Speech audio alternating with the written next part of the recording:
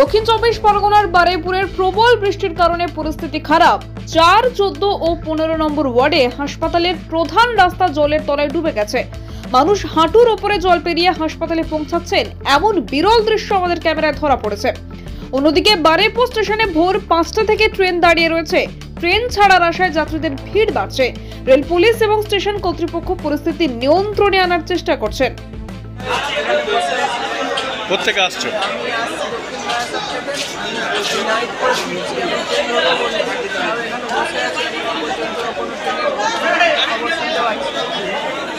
দুর্ভোগে পড়তে হচ্ছে।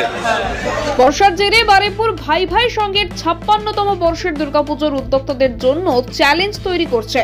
মুখ্যমন্ত্রী মমতা বন্দ্যোপাধ্যায় দুর্গাপুজোর ভার্চুয়াল উদ্বোধন করবেন, তবে উদ্বোধনের আগেই রাতভর বৃষ্টিতে জল জমে বিপত্তি সৃষ্টি হয়েছে মণ্ডপের সামনে। উদ্বোধনী স্টেজও জলের তলায় রয়েছে, ফলে পুজোর উদ্যোক্তাদের কপালে ভাঁজ পড়েছে।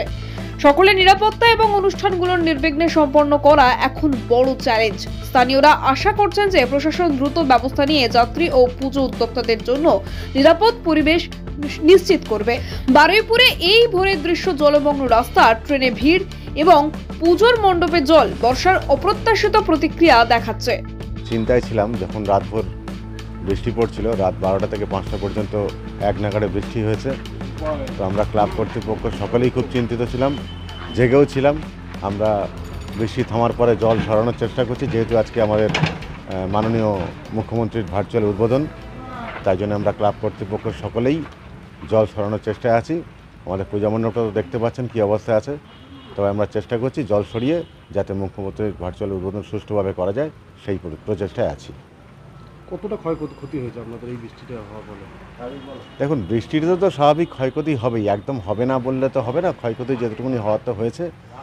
আমাদের কিছু পাশে পোল্ট্রি। কি হলো, স্কুল যাচ্ছিস না? স্কুল কি যাচ্ছিস না?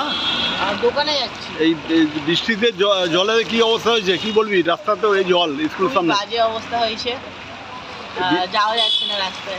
স্কুলে এই বৃষ্টি হলে এরকম স্কুলের সামনে জল জমে, তা যাতায়াতে খুব সমস্যা হয় তো? অসুবিধা হয় খুবই। কোথায়, কি নাম তো? সৌমদীন নষ্ট। কোথায় বাড়ি, কোথায়? ওই তো সামনেই বেশি। বারুইপুর থেকে জাহিদ মিশ্রর রিপোর্ট, ডিএন নিউজ বাংলা।